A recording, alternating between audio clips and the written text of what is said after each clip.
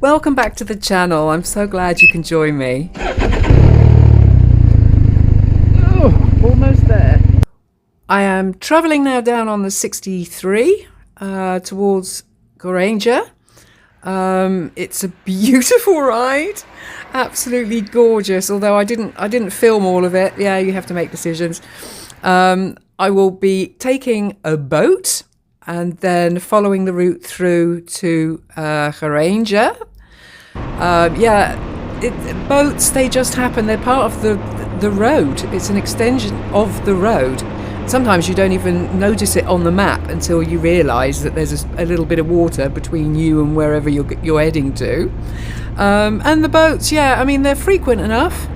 And even if you miss one, like obviously I just have, you can see the other boat actually in the distance coming towards you. So this is obviously one of those routes that gets used a lot because the boats are so frequent. Sometimes you don't. Sometimes you have to wait an hour. But it's such a simple process, all of it. You don't book beforehand. You just roll up, roll on to whichever boat they tell you need to get, and in the lane, and that's all you have to do. As far as paying goes, once you're parked and they're pretty much full, I guess, they scan your number plate and you will pay accordingly and by card.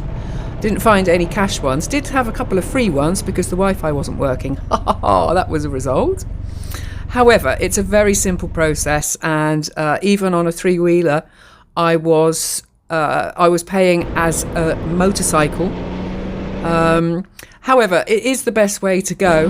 This way, I'm only now 25 kilometres, that you saw from the sign there, 25 kilometres from Geiranger. So this gives you a very good idea of what that route is. And I must admit, it's absolutely beautiful, and there are more waterfalls now.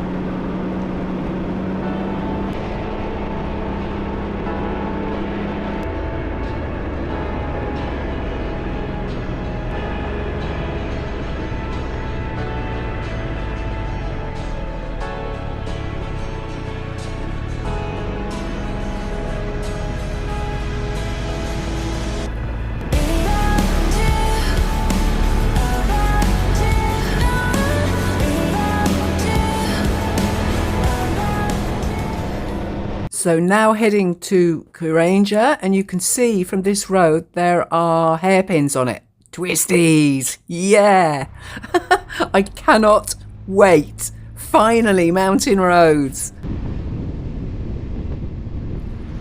Because for a country, really, with so many mountains and high hills, even if they're not mountains, there are very few mountain roads, and I think that's probably because it's efficiency. I'm absolutely convinced that it's easier to have the roads down in the valleys and not have to do the twisty thing than it is to do the... Yeah, I can't imagine that there is any other reason for it. But look at the condition, other than the cattle grids, the condition of the roads here is absolutely amazing, considering what they go through with the snow every year and water, rain, and everything. They're perfect.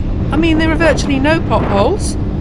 I mean, there are potholes, obviously, but not in the frequency that I've seen them in a lot of other countries recently. And bearing in mind this was the August of 24. Even in the tunnels, the roads are in relatively good condition. So I really do take my hat off. It's quite a thing. It's quite a feat to keep the roads in good conditions, especially in harsh weather situations like they have here. Mm-hmm. That was close. Very close. Too close.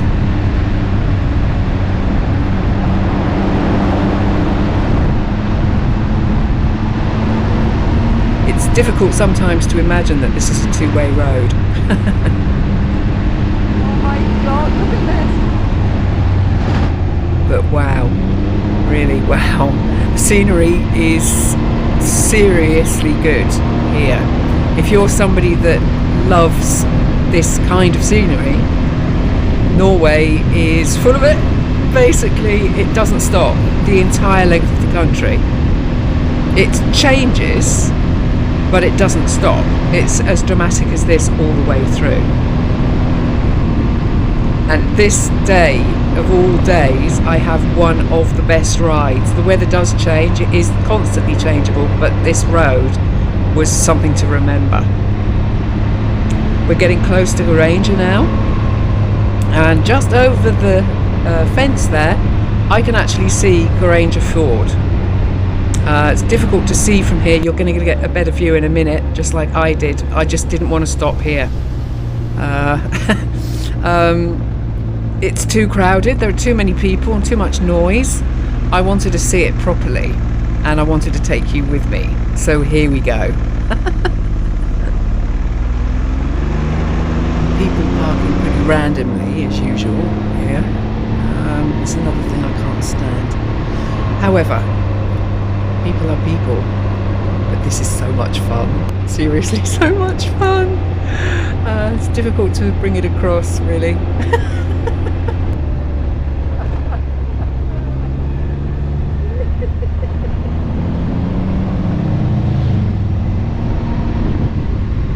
How do you describe it? I love twisties. There are so few of them here, so they have to be worshipped when you find them. So I'm almost tempted to go back up and do it again.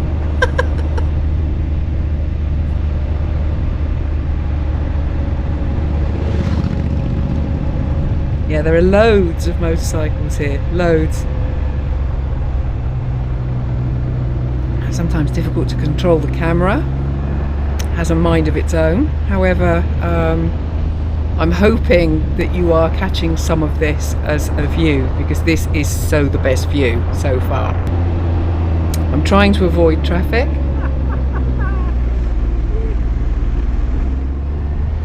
But we're on one road, you know? Everybody has to use it. But what a road and what a view. I'm convinced that this road, actually this view from down here, is actually better than the one from the top. It's a funny thing to say perhaps, but I'm seeing this now from all angles and it's amazing, absolutely amazing. It's difficult to put it into words.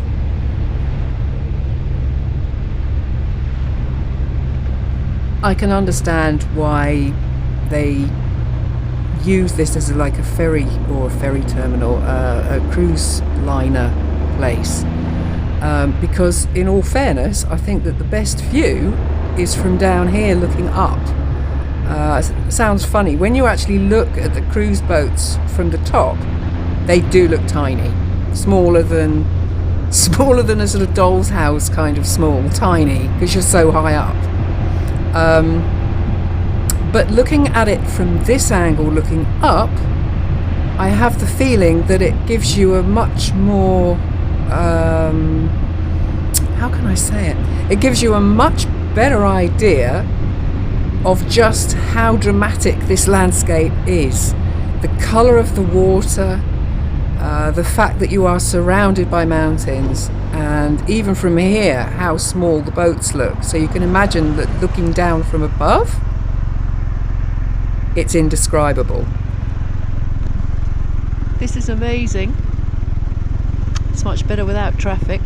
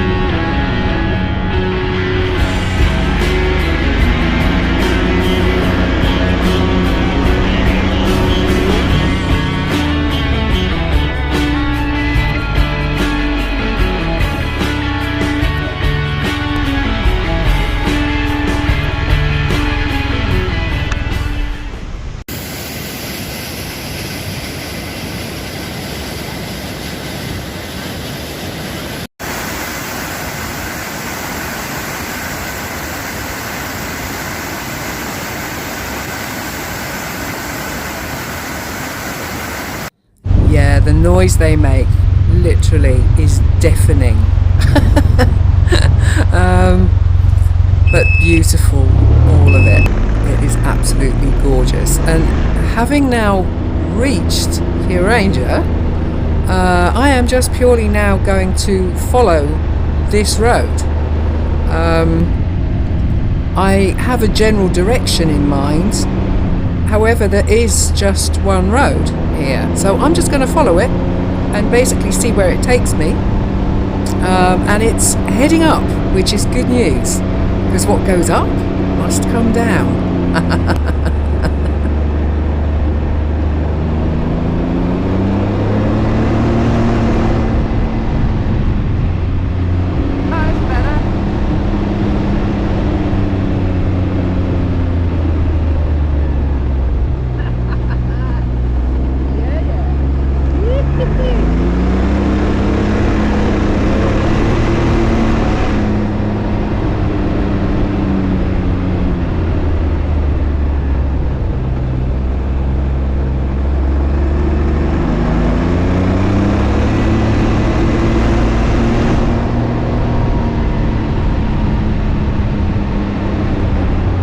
Loving it that I'm still heading up, and the fact that there are little tiny waterfalls, and just like this one, everywhere up here. I'm seeing a lot more moving water. It must be something to do with the landscape.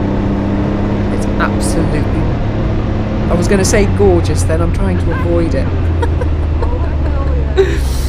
Beautiful.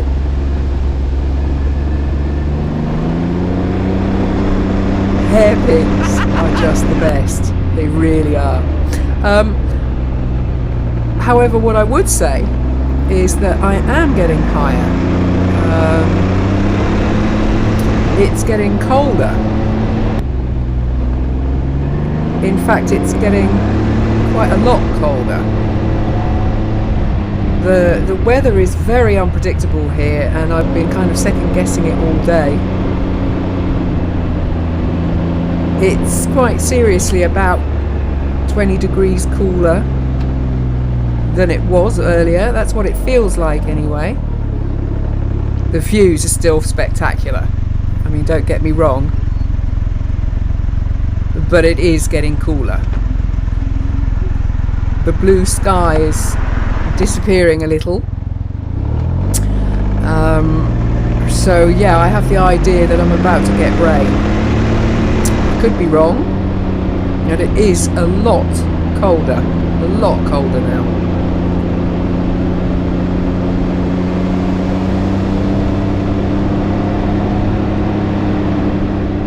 Because it may not be the sunniest day,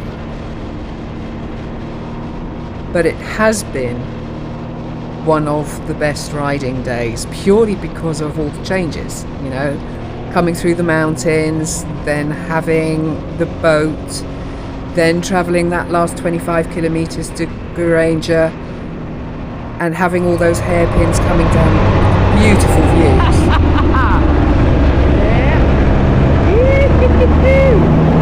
But you may notice here that the ground is wet. Well, I've noticed it anyway.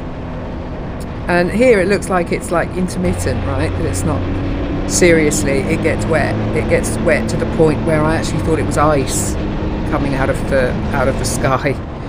It's stunning. It's beautiful when the sun's shining, but as soon as you're in the shadow, that temperature seriously drops. Really does. I can imagine camping here would be a complete nightmare.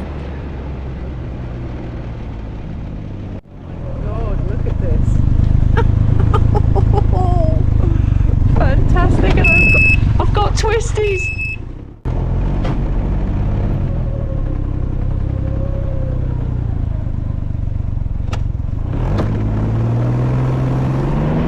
However, now heading into the mountains, you notice that this particular Google Maps image is actually covered in snow. I wasn't paying too much attention to that. After all, it's August. I mean, you know, there's not likely to be any snow now, right?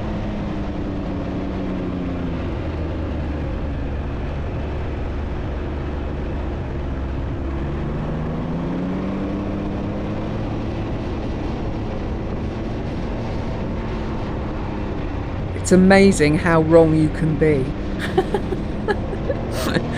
And it is still gorgeous, and there isn't much.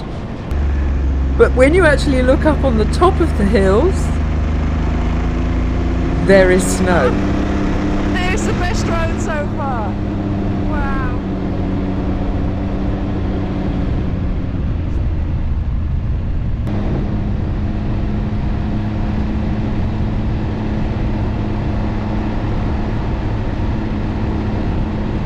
The views are spectacular though, absolutely gorgeous. And the terrain has changed a little bit again. Yeah, but that's because I'm so high up.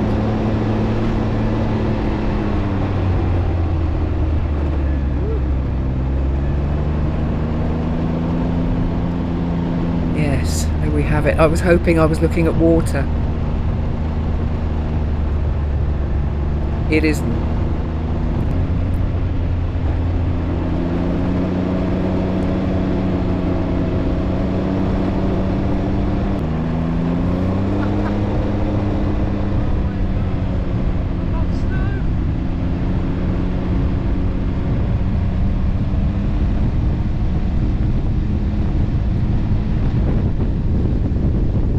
It was unfortunately not my imagination. I was hoping that it was going to be water, and it isn't. It is actually snow. And quite a lot of it, actually, considering we're in August. It got wet.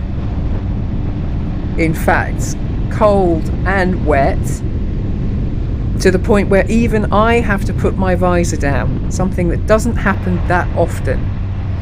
But it's still a gorgeous ride. If I'd got good weather up here for this, it would have been absolutely spectacular.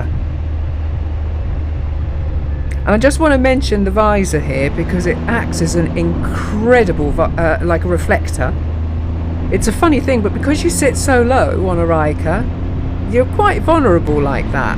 Having something on your head which kind of shines out like it does, catches the light if they have headlights. Actually, it's just incredible. Works very well.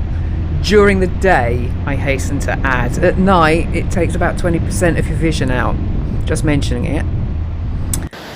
More waterfalls. Deafening. Absolutely deafening. But beautiful.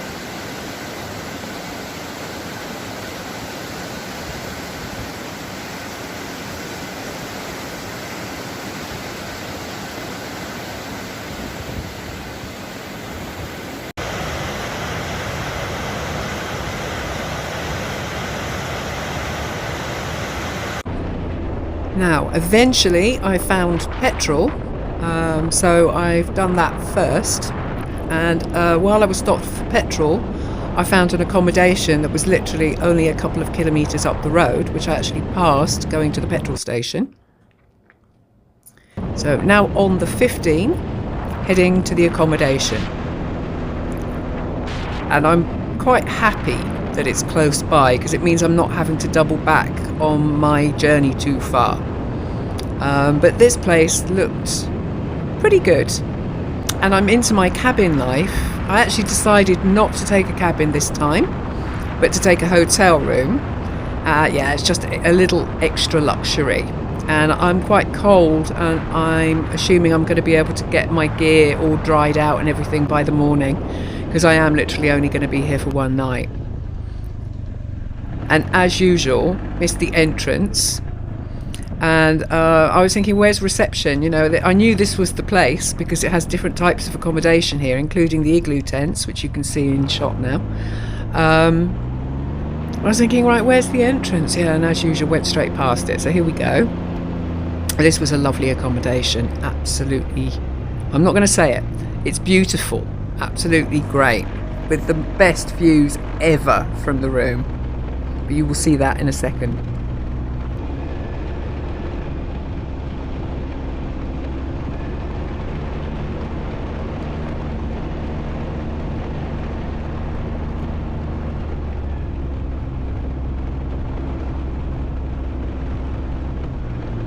I absolutely love the atmosphere of this place. I don't know, it was something that just struck me as completely homely. I felt totally at home as soon as I arrived here, and the people were lovely as well. you know. Out front, there were two motorcycles as decoration only. And I took a look, you know, and I couldn't believe it. The tank on the CZ here, it's the same tank that I had on my very first motorcycle, but it wasn't that model. And it's something that's going to become important in a few days. This was my room, and cozy as, I mean, absolutely perfect, exactly what I needed for one night. They have a restaurant and a bar, everything downstairs. You can come and go as you want. It's absolutely gorgeous. The view, and this is the view I'm going to wake up to tomorrow morning. And I just cannot wait. I can't wait. It's just gorgeous. It's just a shame I'm here just for one night. But I need the sleep. Thank you for watching. I hope you will return because the journey is not yet over. Something is about to happen in the next episode that I didn't even know about it before I left. So I hope you return. Thanks for watching. See you soon.